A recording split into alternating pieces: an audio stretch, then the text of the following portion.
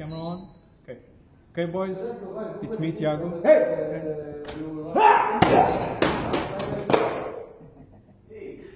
This is Lobo Ibérico, straight from the Portuguese wrestling capital, Almada. And you're watching CCP Podcast.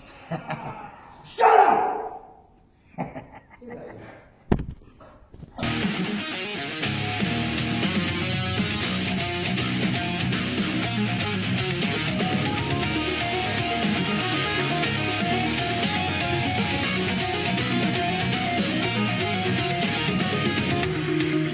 What is happening, friends of CCP Podcasting? Welcome to a special episode of Beyond the Bell. I'm Chris Bates. Obviously, don't have a co-host with me today because today is not a full-blown talent interview. Today is going to be more of a best of Volume 1 of our second season of Beyond the Bell. We've had a lot of tremendous guests that have come through and sat down and chatted with us for hours upon hours at a time, it seems. And while we're on a small hiatus, because Papa Page is tired, I want to kind of cycle through and play some of what I thought are some really good clips from our past episodes. And stay tuned because we have a lot more happening and a lot more coming on our Beyond the Bell series for Season 3. It's going to be fucking epic, and it is going to be a ride that you definitely want to be a part of. So in the meantime, sit back, relax, and enjoy some of our finer moments of Beyond the Bell Season 2. What are some of your standout moments thus far? And I know, again, we haven't even talked about multiple-time Progress Tag Champions, Rev Pro Tag Champions. Do you guys, as far as the UK is concerned, I feel like you guys are you're that main event level tag team that literally the promoters know, let's call these guys because we know we're going to get really good shit. They also recently picked a championship belt up, I believe. Yeah, as recently as last night. Depends when you put this out. It won't be last night, but for the real ones, that's for you. So standout. Oh God, I feel like again, I feel like it's a cop out, but a lot of the first time title wins have been really special because they were the first time. So you work, you put in all the time, the hours, the blood, sweat, and tears, as they say, just grinding away, and then becoming the champion. You becoming the representative of the division, of the promotion, is just always such a special moment. And so we kind of got caught off guard first time we ever won the Rev Pro titles because it was just sort of out of nowhere. It wasn't there were kind of murmurs that it might happen in down the line, and then it just sort of got decided that day that it was happening, and so that was just a really special moment, privilege to kind of I say to have been chosen. I feel like that's the wrong words, but and it just so happened to be the first show of the year for Rev Pro, so it was kind of this is how we're going to start the year. This is kind of where we're going, and that was the first time. I think that was our second ever career tag team titles. The first ones we ever won were just a small promotion. It was just kind of a random everyone gets a turn to be tag team champ sort of thing. But it was still awesome to do it, but it just didn't have the same sort of gravitas as Rev Pro. And obviously getting the opportunity to be Rev Pro tag team champs obviously comes with a lot of responsibility, comes with a lot of background of, if you're representing Rev Pro, you're kind of representing a particular style of wrestling, a particular level of skill of wrestling, and I would imagine it's probably most wrestlers in this country, and especially I would imagine other countries that have seen content from Rev Pro, it's their goal to be just on the show at all. So to be given kind of the reins as we're going to make you guys the top guys, and for Rev Pro to be the first ones to kind of put that in motion, I do think that was the catalyst for why other places started to do it for us. Like, it's not that other promotions weren't also putting stock in us, but RevPro were kind of the first ones to be like, we're not sure if you're ready, but we're going to give you a crack. So sometimes you just need that the just kind of, opportunity. You just need which is like, it's the hardest thing for any kind of like budding independent anything, Sure. just to get that same like musicians, actors, all of that, it's that one break, that one chance to really like demonstrate your craft. And then if you smash it, then world's your oyster, sort of thing. And I think that's kind of it felt anyway like that was kind of where it was, or what the jumping off point for Sunshine Machine kind of being validated. I saw on Instagram reel or something like that there was this guy with a mullet, because back then they were just starting to kind of come back. I saw this dude with a mullet, and he had the party part of it curled up. Like, it was, I don't know if it was permed, it could have been permed, but it was just really curly in the back, but super flat and straight up here. And I'm just sitting there thinking, I'm like, I kind of like those curls, because I have naturally straight hair. Like that, it's disclaimer, this is all perm. So it's, I have as straight hair as you. Yeah. All right. So it's pretty crazy. I just wish I could grow it. There's some there. Hey, there's some there. Yeah, so I saw somebody had the party like all permed up, and it looked sweet. And I went up to my mom, who is my hairdresser. I've never paid for a haircut, a perm, or nothing. This is her finest work, I always tell everybody. But yeah, I went up to my mom. I was like, "Hey, what if we permed my hair?" And she's like, "You want to perm your hair?" And I was like, "Yeah, wouldn't it be cool?" And she said, "I mean, maybe." And she was like, "What, do you just want to do the back half?" I was like, "No, let's do the whole thing." The whole thing. Go big or go home, baby. The whole thing. And like at this time, like my hair did not have the length. It was probably like this long. Like it was probably It was this. still a baby mullet. Yeah, it was just a little baby mullet. But I'll never forget it. My mom permed it for the first time, and she literally was sitting there crossing her legs, laughing so hard she was pissed herself. To her, it was so funny. And I looked at myself in the mirror, and like, damn, I look sweet. Like, I was like, this is awesome. And like, Yeah, meanwhile, your mom's having flashbacks to high school. She's literally laughing so hard she's peeing herself, and I'm like sitting there like checking myself out, like, man, I love myself. This is awesome. And now every 3 or 4 months we do the same thing, and it gets a little bit longer and a little bit more curlier, and I think the same thing every time I look in the mirror. I'm like, whoo! I always come home to my wife and I'm like, "Hey, you like this? It looks pretty good, don't it? It looks pretty good, hey, don't it?"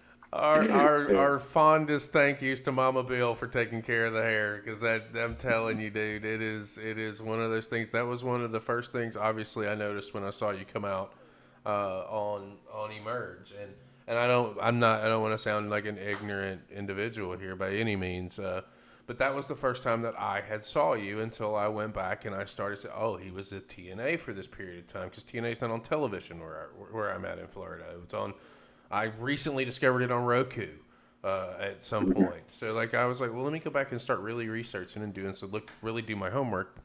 And one of the first things I saw was you strutting ass like you're cock of the walk, and those locks are just a flowing, man. And it's almost infectious, because like if you're feeling yourself how can the crowd not feel it with you?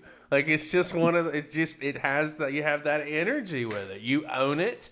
You take possession of the fucking room when you walk through the door or you come out through the curtain, and it's off to the races. See, that's the thing. I still have issues with Paulo knockout Cruz for what he did to me WrestleFest. I'm pretty sure this is not going to be the last time we're going to dance. The thing is, it's going to be dirty dancing for him, because next time I step in the ring with Paulo, he's going to be the one getting knocked out. But when the time comes, that's going to happen. But you know what? I'm not looking forward to fight anyone, just for a simple fact. If you are on the top, you don't look down. You wait for them to climb the ladder. So I just stay on top, and I just stay ready. And whoever wants a piece of this championship title, they can have a piece of it. not the full pie. Because this title is not going to go anywhere. The things I did since I became champion, no one else in Portugal ever did. This championship, and I want you to have a good look at it.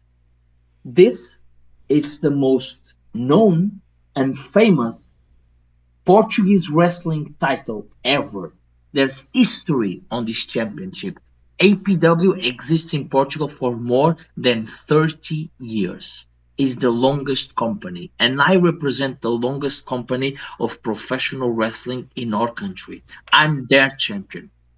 And as a champion, I become Fighter of the Year or Wrestler of the Year 2023 and Wrestler of the Year 2024. And what I want to do in 2025, become Wrestler of the Year 2025. Because the fact is, Chris, the fact is, it doesn't really matter at this point who I am looking up to, who I am fighting against. That doesn't matter to me. Because what matters to me is that this is my business. This is where Baltazar stands up. This is where Baltazar appears, does his thing, and walks away the man.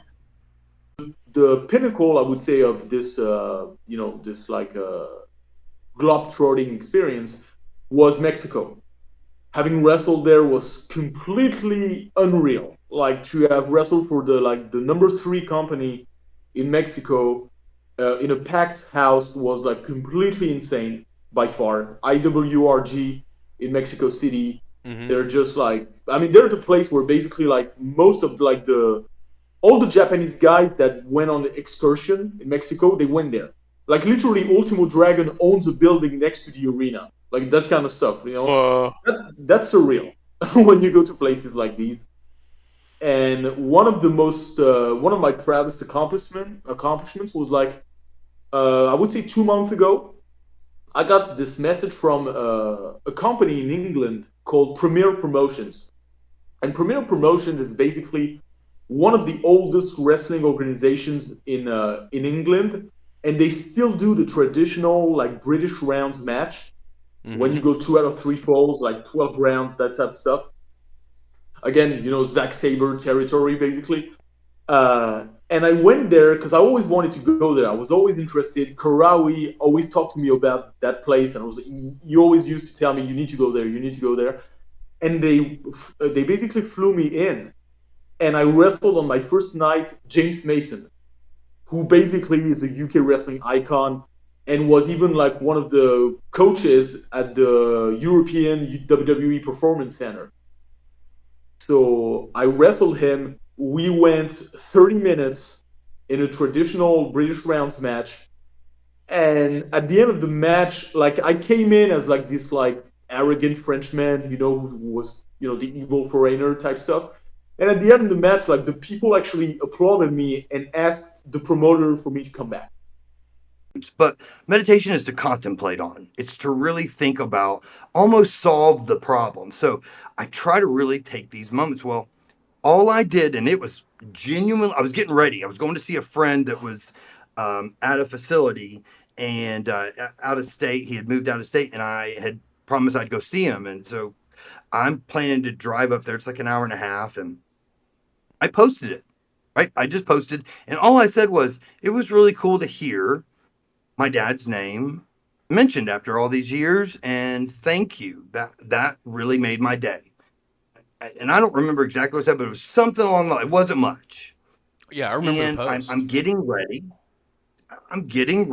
And on Instagram, a couple people liked it. I mean, I don't know numbers. I don't pay attention to it. I do find that the more personal the note is, the more people like it. And that surprises me, right? Like, so we'll do something, with a picture of me about, and I'll, whatever, and it'll be like way liked more than some of his matches. And I'm like, I don't understand that, but okay, I'll go with it. So I'm getting ready, I'm driving up, and then while I'm in the car on this ride, I get a text message from Tyler. He's like, do you know how many people just viewed this? And I'm like, well, views can be skewed. They might have watched it for two seconds, blah, blah, blah, blah, right? And I keep going, and before I get there, it's like at 135,000. And I'm like, oh, Well, I didn't anticipate that. But at the same time, like I got ready that day. I had breakfast. I brought my dog, I'm packing the car. I'm thinking about the drive. I'm thinking about my friend I haven't seen in several months and going to spend time with him and just reminiscing and making sure he's okay. And so while I'm driving up there, I get this text and my thought was this, and this kind of relates back to that conversation about the reply. That didn't change my life or day or anything about my purpose or meaning in this world. It was just a post, right? So I get up there, and before I leave, I think it got up to like 300,000. And I'm doing this off the top of my head time-wise because I just get told, and I'm like, what? But for when you reflect on what we posted, that one well exceeded anything we've ever posted. And I remember sitting there with my friend. I went, this is cool, right? It doesn't change my life. It's not like it was a financial gain or anything. What made my day was that I was in a place that when that happened, 300,000 people saw gratitude. Mm-hmm. Because that's truly who I am. That is really where I come from. A place of many mistakes. I often say people can relate to my failures. They often desire my discipline and my response to my failures. But look, this is weird. It's a weird conundrum because it's equally important, but at the same time, it's just Mr. Black. So how can I really give it that much importance? However, the problem with Mr. Black is that we both have chips on our shoulders, but the difference between him and I is that he has a chip on his shoulder with a full belly. I'm starving. I know I can't eat that chip because I might not have anything left at the end of the day. You see, Mr. Black, you worried about a championship and defending it. I'm after something greater. I'm after creating a name for myself. Like I said before, you're not the only person that I'm worried about. There's Jarret Diaz, there's BG Wayne, there's John the Animal, Max Capacity, Idris Jackson, Mark Mayhem, Caveman, all this extra talent that I have to worry about. And this is my first one-on-one match in 1DP, so not only do I have to show I'm capable of hanging with every single person on that show, I have to show that I am the best sports artist from that show. So, Mr. Black, as much as this is important for you, again, I'm only a year and a half in. So, this seems important now, but I'm going to look back in 10 years from now when I'm performing on the biggest stage of them all. I'm going to be like, the Imperial Championship from who? Exactly, because you won't be relevant in those 10 years. Relevancy. That's a big word in your vocabulary. You young bucks still don't understand what anything means when it comes to being in this industry. Like you said, I've been doing this for 10 plus years, homie. 10 plus years of many skulls I done cracked, many jaws I done broke to keep what I need to keep, even before winning this championship. So like you said, you coming in for hunger, you ain't touching nothing on my plate. You ain't sitting at my table with the right people in this industry. Because like you said, you got a difference. What's difference? What's different? I'm not like you. I don't sit at the table. You sit at the table. You wait for your meals to get handed to you. Nah. I'm in the kitchen doing the cooking. As you should be. As you should be. How does that come together? That happens so naturally. We have so much good chemistry, and I know that PCW was looking to elevate their tag division, and then we met back 2022. So at the WWE 4. And we just clicked instantly. It was actually supposed to be 7 of us together wrestling. It just happened, the cards just aligned for it just to be us. And we also, we always kept in contact. But when he came back to Georgia, I was not mentally feeling wrestling. I was at a point where I was like, I don't know. This is, a lot. It was a lot more than what I realized that I wanted at that time. And I just needed to take a step back. I stopped wrestling for a bit. And he came back, and I promised him that I would train with him. And I was like, all right. But then as soon as we trained together, I was like, okay. It was over with. Chemistry was there. I was like, okay. So essentially, without Hotboy, we don't have a Draven right now. We don't have the guy that slapped. Albert Draven was ready to go back to Hollywood. I'm glad I did have him to me the things in like professional wrestling, what goes on behind the scenes, and how to maneuver in professional wrestling, because it is it's a I mean, let's place. be fair. It depends on where you're at. Where you're at, it can be very political. It can be very dicey. But it's that nature will never change in professional wrestling. Like you will always have some of that. I feel like I just don't see that changing anytime soon. What always Yeah. drove me was three things, and I used this formula for such a long time. Did I get a reaction? Did my opponent get a reaction? Did my match get a reaction? If the answers to those questions are yes, look at you throwing off some fireworks in the background. That's what it sounds like every time we wrestle. Exactly. If the answer to that's yes, then you have done your job. You can't ask for anything better. And truthfully, with those that play the games and try to do and manipulate and what have you, it sucks that it's out there. But it's if you know what you're looking for, you can see through all that, and you can see where the talent's at, and that's the beautiful thing about our platform. We really dive into independence, and we watch a lot of independent wrestling because, with all due respect to the WWE and AEW, I've seen that. I need to see where professional wrestling is going next. That's you guys. That's the younger generation. I need to see that. Where do I see that? Because I need to know that the industry that I love and that I gave a little bit to and continue to give to is going to be in good hands.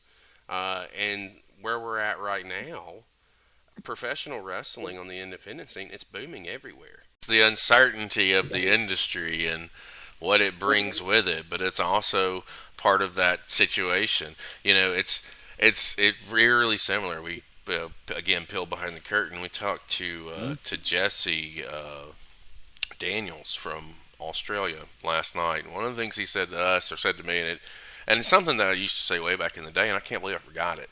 Like professional wrestling is you can love it, but it's the only thing that won't love you back. And it's kind of true to a degree, but it's just like it's the mistress. We do it because we love it. You guys that are out there today, you're pushing for tomorrow. The vets that are out there now, they're gonna be here in 10 years.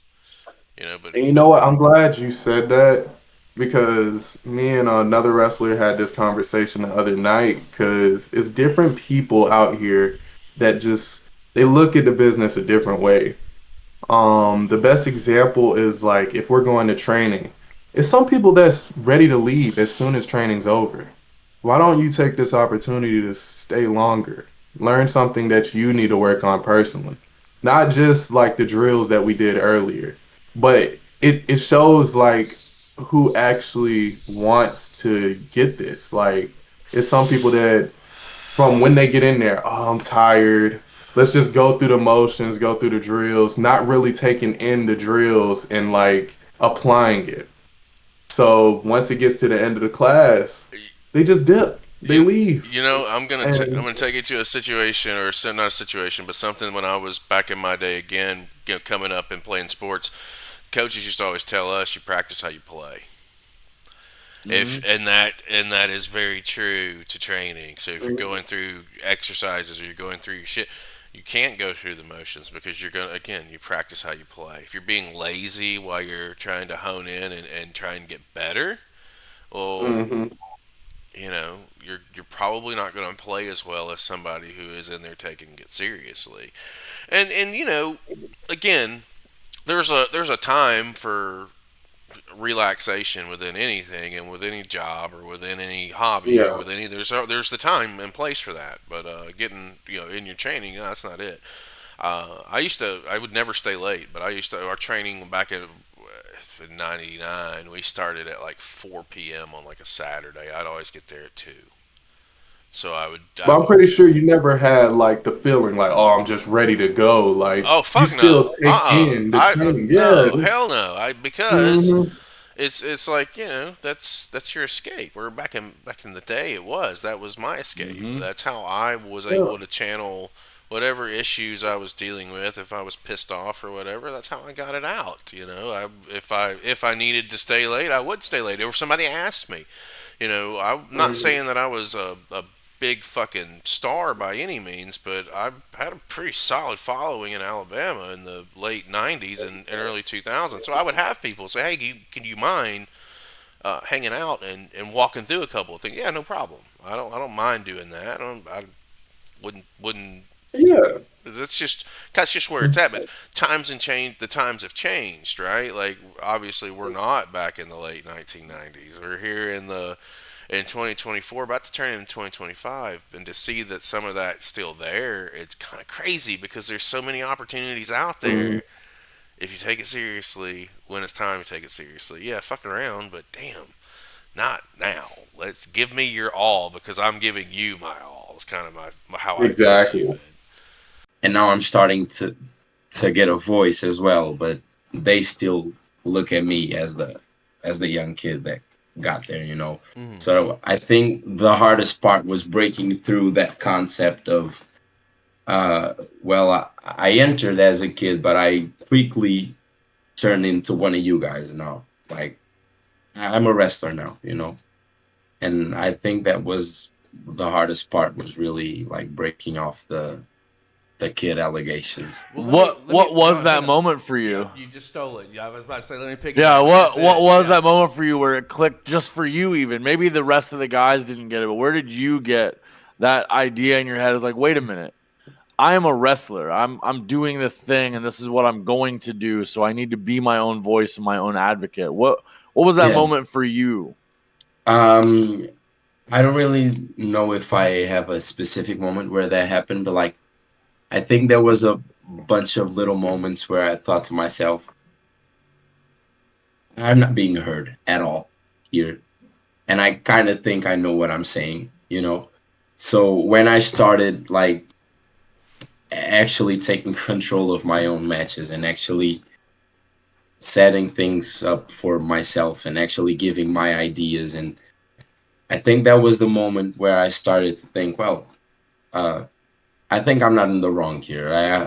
I think I'm actually doing the right thing in speaking my mind, because until then I was really scared even to like say something or even to try to teach the fucking new guy that just came in, and nobody was paying attention to him because we were like a small group that day and we're doing something, and I already knew what we were doing, so I was kind of helping the new guy. I was really scared of doing those type of things, and when I started to realize that, okay, I think I can teach him, kind of. That for my perspective, because I don't know the backstory, and I feel like there's something there, because that got awful heated awful quick, and I don't think we're done.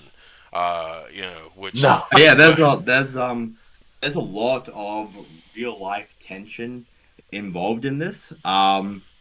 So prior to COVID, I ran my own company and I ran a training school and everything was great. And me and Bobby, we were actually best friends. This is a guy who I would hang out on weekends with, who got close to my kids, like who I would delve into my personal life with. Like we were proper friends. And yeah, just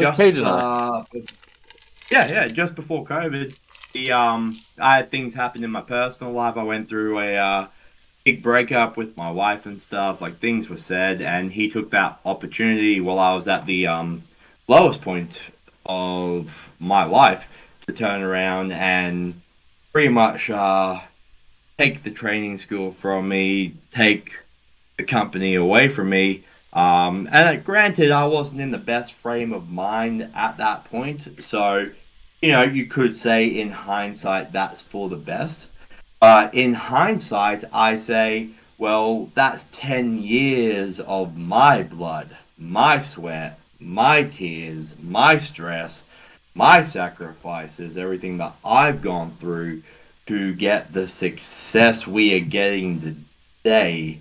And I get none of the credit for him coming in and saying, this is my training school, when he didn't have to start it from nothing. So there's a personal grudge there. And you know, personally, in my opinion, like, I believe you can do whatever you want in life as long as you're willing to stand there and defend it. Or as long as Bobby's willing to stand there, defend his perspective of the one coin with the different side, I'll continue to punch him in the face. But that's my personal grudge with Bobby. You know, he can be a great guy to everybody else, but if you watch, I think it was a few shows back, yeah, I attacked him, and, you know, I cut a little bit of a promo on him, talking about how he manipulated people against me. But you can hear somebody in the crowd yell out, yeah, that's what he does. But as bad as I am, and as evil as I am, and the things that I've done, I will stand by them. I will stand up and say, yeah, you know, I tried to take Bobby's career from him with a concerto. I had a smile on my face when I did it. He's not going to turn around and say, yeah, I screwed over my friend. I've got no problem turning around and saying I screwed him over. Or I beat him to within an inch of his life. I've got no issue saying that. That's where it comes down to. When I see Homeless Vaughn, like, I you know, write and do odds and ends. There's a lot of shit that we do that nobody ever fucking sees. But I have such a story in my head for Homeless Vaughn when the time comes. Oh my god, I think it's gonna be fantastic, and I'm pretty sure you guys probably already thought about it. I think I know where you're going with it. Homeless He Vaughn gets needs, teamed up with. Oh wait a teamed minute. up. Yeah, he has a benefactor. Mhm. He gets a benefactor. Mhm. Oh my god, could you imagine the stories that you I'm guys still get to- waiting. We've been trying to do it for like 3 years now. Oh, That would be no. that would be awesome. You- I think he needs a dog though, man. He needs a dog. He does need a He dog. needs a dog with a little bandana around his neck, like not quite like Cujo, but you know. Picture Absolutely. this: Homeless Vaughn gets a benefactor, right? And now all of a sudden he's had a comeuppance, and he is now better than the fans, better than the crowd, and better than all of you. And this benefactor takes him to and puts him through, you know, fucking schools, and you now have a higher education. You know, just throwing your nose up at everybody, dude. That's just like a little bitty. That I know you guys Realizing these fans never but cared. They felt bad, and that was it. You know that their true intention wasn't to. They mocked you behind your back. That kind of, you know. I could see that. Let me ask. If you're gonna run with that, sorry to step on toes now, but something now I just thought. Is there someone specific in your head, someone you know of that we don't, or someone in the industry already that you would like to be that benefactor, for instance? Originally, it was supposed to be Tony Leenda, and that's who I always thought that the push come to shove, that would be my benefaction. I haven't done enough. I haven't done enough, Jarret. You just got here. You just got the sampling platter that I left out for you so you can eat.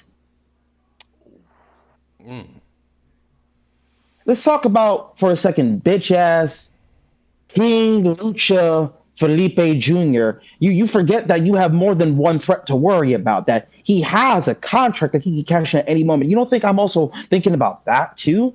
You don't think that our match can turn into a triple threat, or he can screw one of us over at the end of this match? No. You don't think about how many people have come into this company, not an ounce of respect for me, not an ounce of, hey, thank you for helping build the company, this, that, and the third. Every single person who has touched that championship I made happen. You don't think I understand the weight of this championship? Do you not understand what winning a championship feels like? Because I do. I know you want this championship. I know Hyena Hex wants his rematch. I know Steven Person is lurking. I know the Lucha guy's around the corner with the contract. I get it. But I've been a champion of the company before. Have you? Can you say that you understand the weight of the belt? Do you understand what it's like to have everybody gunning for you? That's a fair question. No, 'cause do you he's got You don't. Diaz has got the biggest target on Do his you back. understand what it means do you understand what it means to have somebody like me gunning for you? Fuck all of them. Forget all of them. I've won championships before. I'm probably a little guy in your big story, right? In your dream for what's all of our dreams? To get signed one day. I'm probably the least threatening thing. Everyone makes jokes about me. Everyone can make a joke of me, make a mockery of me. But right now, even though this is my last chance to get that belt, I have nothing else left to lose because I promised you that if I don't leave with that belt, I will burn the company down with me. And if that means I have to put you out, Jarret, and trust me, I don't want to. Talking to Dr. What's his name again? His name? Doofenshmirtz, I believe, is what we talked It's about. Darrell. It's Darrell. His name is Darrell. His name is Darrell right now until I decide to call him by his name. Dr. Duran. I love that. There he is. I like that. I like this guy. Well, let me But ask Jarret, I don't want to hurt you. I don't. Let me ask you this. But I will if I have to. I don't want to step. Yes. I'm not trying to step on you by any means because I want to live to see tomorrow. Over the last 4 months, you had a fantastic match with Carino, and then you followed it up with what I call it. I don't know if this might be controversial. I think it's one of them. I think really. I do. I think it's one of them. I think it's up there with one of them. There's one with you and Samael, and I would know it if I saw the video. I can't know it off the top of my head. I don't remember if it was for the Skid Row or if it was the initial championship win that I would put up there with it, like side by side. And then part of that it has to do with the storytelling and the psychology that you guys carry while you're in the ring, which is kind of where I'm going with my next question. And John, the floor is yours. You take the match with LeBron that you just had, yes. and it was very physical. And it was all about the chemistry and the timing, and it all clicked. And it was the psychology behind it.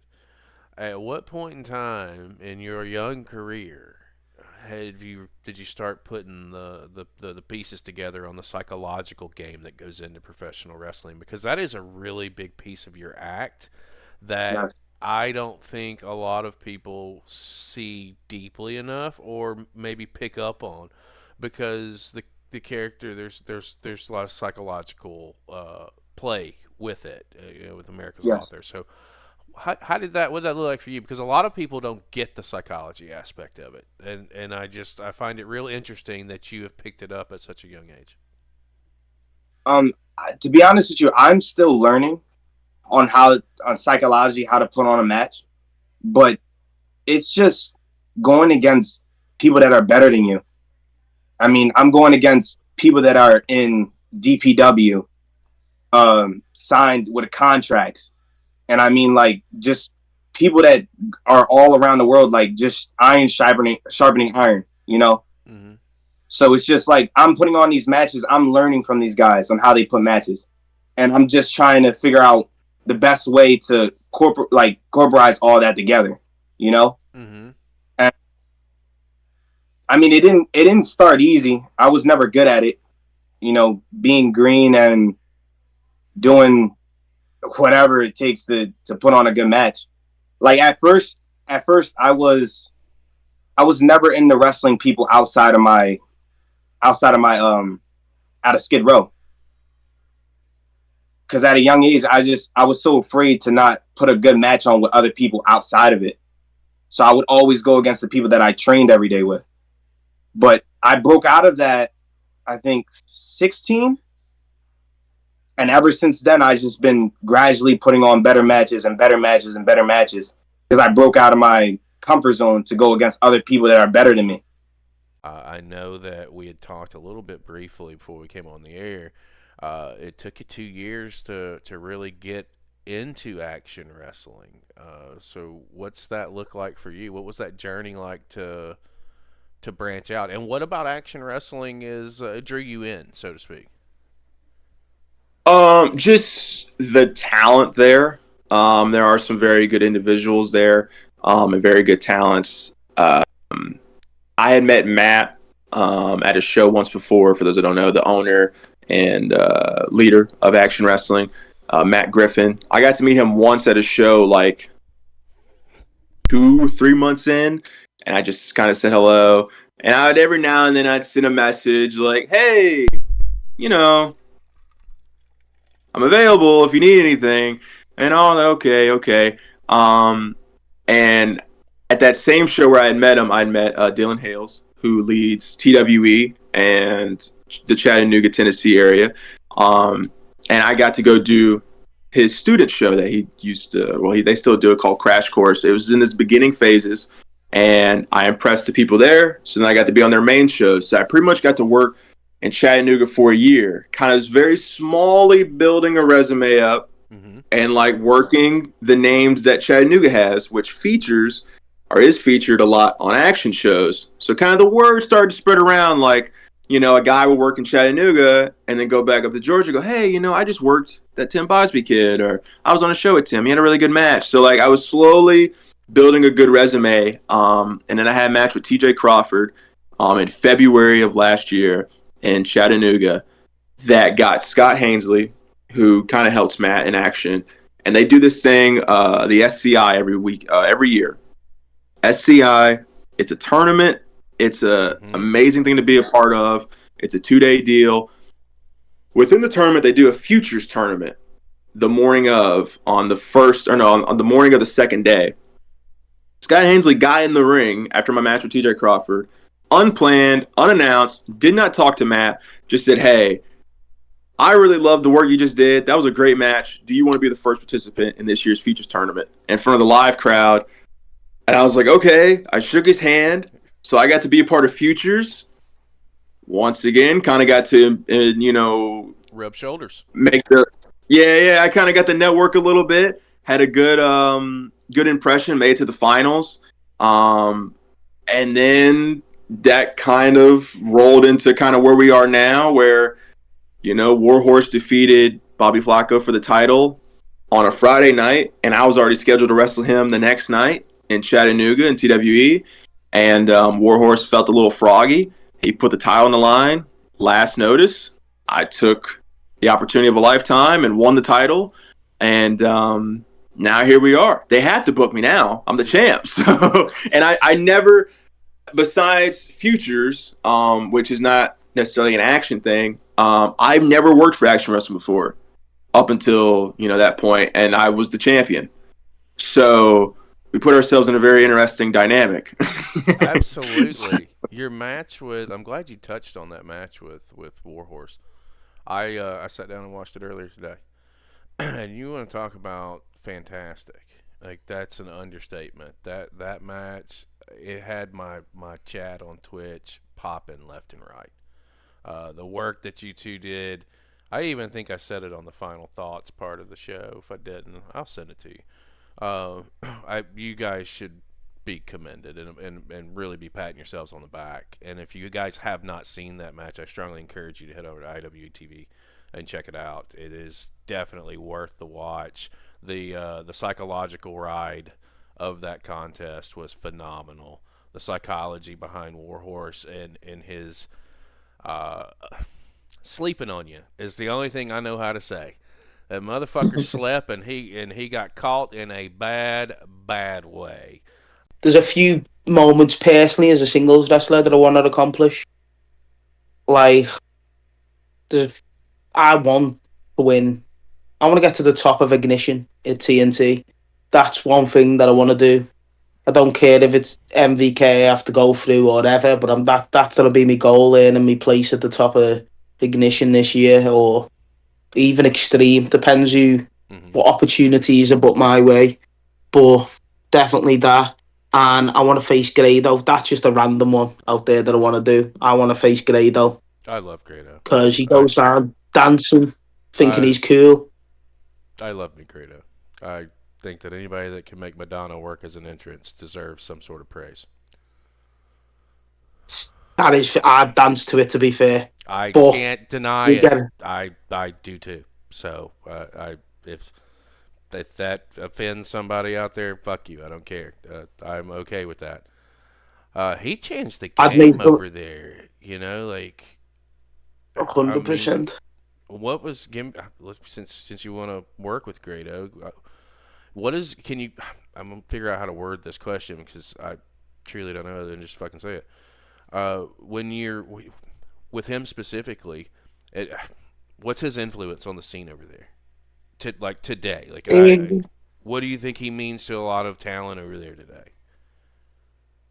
I feel like he opened at the time in British wrestling when he was, at his height.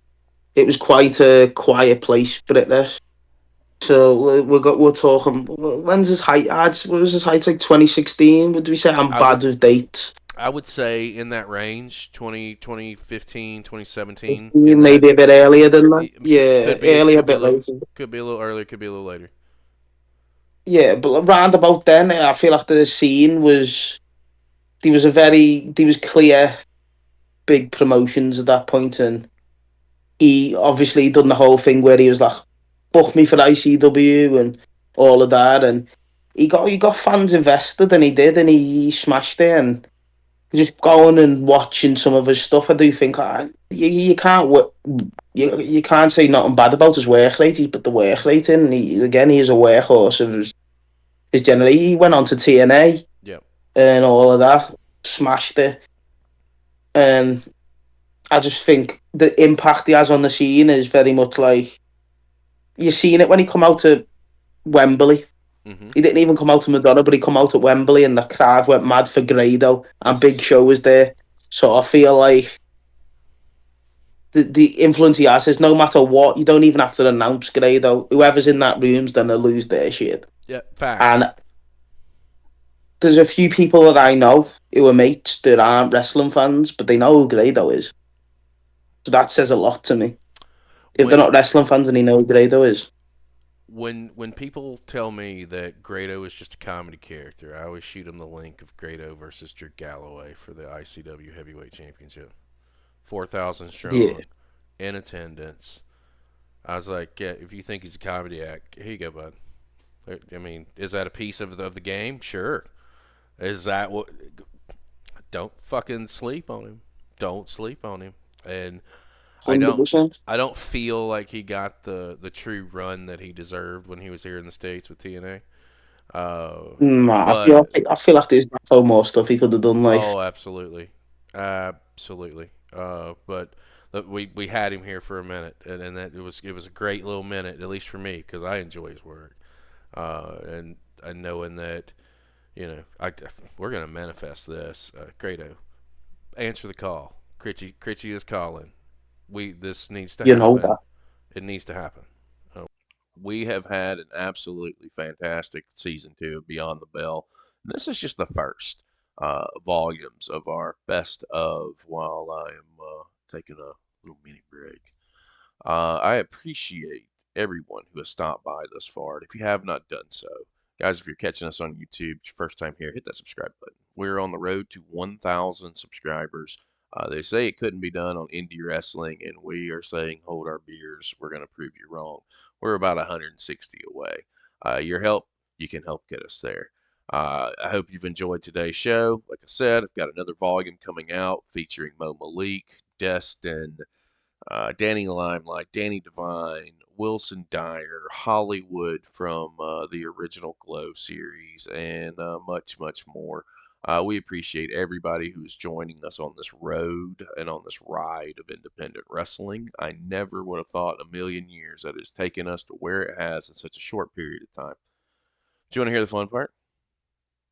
We're just getting started. I am Chris Page. We'll see you next time.